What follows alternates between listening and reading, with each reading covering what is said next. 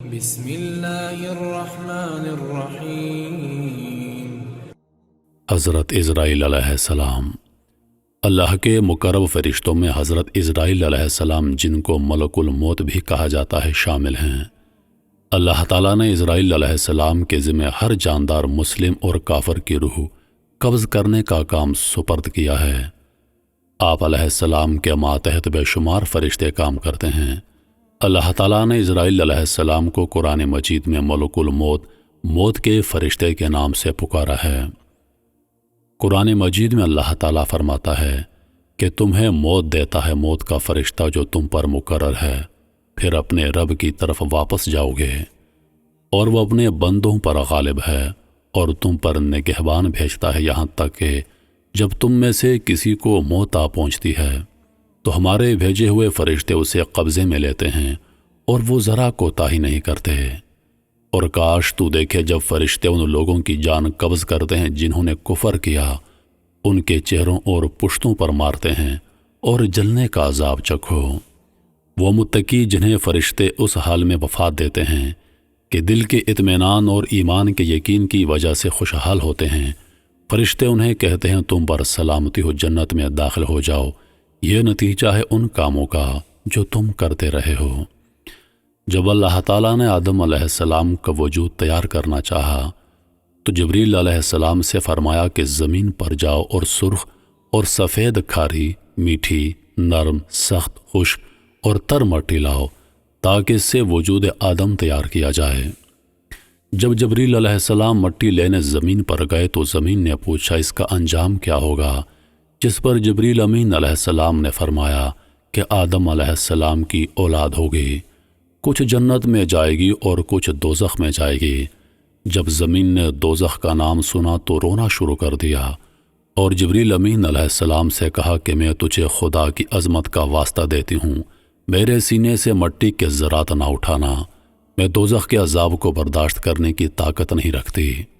جبریل امین علیہ السلام نے خدا کی عظمت کا واسطہ سن کر مٹی نہ اٹھائی اور بغیر مٹی لیے واپس آ گئے۔ اللہ تعالیٰ نے پوچھے جبریل مٹی کیوں نہیں لائے؟ عرض کی زمین نے تیری عظمت کا واسطہ دے کر کہا کہ میرے سینے سے مٹی کے ذرات نہ اٹھانا، میں دوزخ کے عذاب کو برداشت نہیں کر سکتی۔ پھر اللہ تعالیٰ نے میکائیل علیہ السلام کو مٹی لانے کے لیے بھیجا اور ان کے سامنے بھی زمین نے اللہ کی عظمت کا واسطہ دیا تو وہ بھی بغیر مٹی لیے واپس آ گئے۔ پھر اللہ تعالیٰ نے اسرافیل علیہ السلام کو بھیجا اور زمین نے ان کے سامنے بھی یہی عرض کیا اور وہ بھی بغیر مٹی لیے واپس آ گئے۔ پھر اللہ تعالیٰ نے اسرائیل علیہ السلام کو بھیجا، ان کے سامنے بھی زمین روئی اور خدا کی عظمت کا واسطہ دیا، لیکن انہوں نے کہا اے زمین میں تیرے رونے کو دیکھوں یا خدا کے حکم کو؟ زمین روتی رہی مگر اسرائیل علیہ السلام نے کوئی توجہ نہ دی اور زمین کے مختلف حصوں سے مٹی اٹھائی اور خدا کی بارگاہ میں پیش کر دی۔ اللہ تعالیٰ نے اپنی قدرت سے آدم علیہ السلام کا وجود تیار کیا اور اس میں روح پھونکی اور اپنے محبوب صلی اللہ علیہ وآلہ وسلم کا نور ان کی پشت میں بطور امانت رکھا، جس کی وجہ سے آپ کی پیشانی آفتاب و مہتاب کی طرح چمکتی تھی۔ پھر اللہ تعالیٰ نے فرشتوں کو حکم دیا کہ آدم کو سجدہ کرو، چونکہ انسان کی مٹی کو الگ حضرت اسرائیل علیہ السلام نے تیار کیا تھا، اس لیے اس مٹی کو دوبارہ زمین پر ملانے کا کام بھی اسرائیل علیہ السلام کے سپرد کر دیا گیا، جس کا مطلب ہے انسان کو وہی موت دیتے ہیں۔ حضرت عبداللہ بن مسعود رضی اللہ عنہ اور حضرت عبداللہ بن عباس رضی اللہ عنہ فرماتے ہیں کہ جب اللہ تعالیٰ نے ابراہیم علیہ السلام کو اپنا خلیل بنایا تو ملک الموت نے اللہ تعالیٰ سے درخواست کی کہ آپ کی اجازت ہو تو میں ابراہیم علیہ السلام کی خدمت میں حاضر ہو کر ان کو بشارت سناؤں۔ اجازت ملنے پر انہوں نے یہ بشارت سنائی۔ حضرت ابراہیم علیہ السلام نے فرمایا الحمدللہ، پھر فرمایا اے اسرائیل مجھے دکھا تو کفار کی روحیں کس حال میں قبض کرتا ہے؟ جس پر اسرائیل علیہ السلام نے عرض کیا اے ابراہیم علیہ السلام آپ اس کی ہمت نہیں رکھتے؟ آپ علیہ السلام نے فرمایا نہیں، میں دیکھنا چاہتا ہوں۔ عرض کی پھر چہرہ دوسری طرف پھیر لیں، تو انہوں نے اپنا چہرہ دوسری طرف پھیر لیا۔ پھر ابراہیم علیہ السلام نے دیکھا کہ وہ ایک سیاہ فام آدمی کی شکل میں تھے ان کا سر آسمان تک تھا، ان کے منہ اور کان سے آگ کے شعلے نکل رہے تھے۔ یہ دیکھتے ہی ابراہیم علیہ السلام پر غش طاری ہو گیا۔ جب افاقہ ہوا تو ملک الموت پہلی صورت میں آ چکے تھے۔ ابراہیم علیہ السلام نے فرمایا، اے ملک الموت، اگر کسی کافر کو کوئی مصیبت اور غم نہ بھی پہنچے تو تیری صورت کو دیکھ لینا ہی اس کے لیے بہت بڑی سزا ہے۔ پھر ابراہیم علیہ السلام نے فرمایا، اب مجھے بتا کہ مومن کی روح کو کس حال میں قبض کرتا ہے؟ پھر انہوں نے عرض کیا کہ اپنا چہرہ دوسری طرف پھیر لیں۔ انہوں نے اپنا چہرہ دوسری طرف پھیر لیا۔ اب دیکھتے ہیں کہ ملک الموت ایک نوجوان کی شکل میں تھے جو سفید لباس میں خوبصورت اور پاکیزہ خوشبو کا مالک ہے۔ یہ دیکھ کر ابراہیم علیہ السلام نے فرمایا، اے ملک الموت، اگر کوئی مومن اپنی موت کے وقت کوئی آنکھوں کی ٹھنڈک کو نہ دیکھے، بس تیری یہ صورت دیکھ لے تو اس کے لیے یہی انعام کافی ہے۔ حضرت زید بن ثابت رضی اللہ عنہ سے روایت ہے کہ رسول کریم صلی اللہ علیہ وآلہ وسلم نے فرمایا، اگر تم موت اور اس کا فیصلہ جان لو تو امید اور اس کے دھوکے سے نفرت کرو۔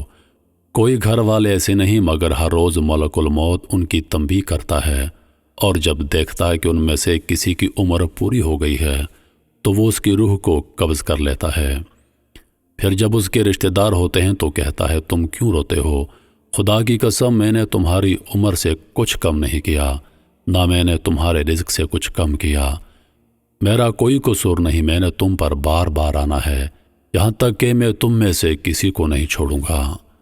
ملک الموت حضرت موسیٰ علیہ السلام کے سامنے انسانی شکل میں آ گئے، جسے دیکھ کر موسیٰ علیہ السلام نے ان کو تھپڑ مارا، جس سے ان کی آنکھ پھوٹ گئی۔ پھر وہ اپنے رب کی بارگاہ میں حاضر ہوئے اور عرض کیا، اے میرے پروردگار، تیرے بندے نے میری آنکھ پھوڑ دی، اگر وہ تیرے نزدیک صاحب فراہم نہ ہوتے تو میں بدلہ چکا دیتا۔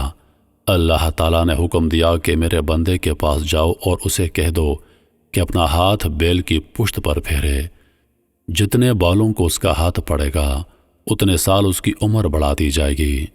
ملک الموت نے آ کر یہ ساری بات موسیٰ علیہ السلام کے سامنے بیان کر دی۔ حضرت موسیٰ علیہ السلام نے فرمایا، اس کے بعد کیا ہوگا؟ پھر عرض کی، موت ہوگی۔ موسیٰ علیہ السلام نے فرمایا، پھر ابھی قبض کر لو۔ ملک الموت نے ان کو سونگھا اور ان کی روح قبض کر لی۔ اللہ تعالیٰ نے ملک الموت کی آنکھ ٹھیک کر دی، اور اس واقعے کے بعد سے ملک الموت لوگوں کے پاس چھپ کر آتا ہے۔ حضرت حارث بن نوفل رضی اللہ عنہ سے روایت ہے کہ میں نے حضور اکرم صلی اللہ علیہ وآلہ وسلم کو ایک میت کے پاس دیکھا۔ آپ ملک الموت سے فرما رہے تھے کہ ملک الموت، میرے ساتھی کے ساتھ نرمی کرو کہ وہ مومن ہے۔ جس پر ملک الموت نے کہا، آپ کی آنکھیں ٹھنڈی ہوں اور دل خوش ہوں تو میں ہر مومن کے ساتھ نرمی کرتا ہوں۔ اے محمد، جب میں آدمی کی روح قبض کرتا ہوں تو چیخنے والے چیختے ہیں تو میں کہتا ہوں، بخدا میں نے اس پر ظلم نہیں کیا، نہ اس کو موت سے پہلے موت دی، اور میں نے اس کی موت دے کر کوئی گناہ نہیں کیا۔ مجھے تو تم لوگوں میں بار بار آنا ہے، اس لیے ڈرتے رہو۔ چاہے تم خیمے والے ہو یا کچے مکانوں والے، نیک ہو یا بد، پہاڑی علاقوں میں رہنے والے ہو یا ہموار زمین پر بسنے والے ہو، ہر رات ہر دن میں ان میں سے ایک ایک کے چہرے کو غور سے دیکھتا ہوں، اس لیے میں ہر چھوٹے بڑے کو ان سے زائد پہنچاتا ہوں۔ جعفر بن محمد کہتے ہیں کہ ملک الموت پانچوں نمازوں کے اوقات میں چہرے کو دیکھتے ہیں۔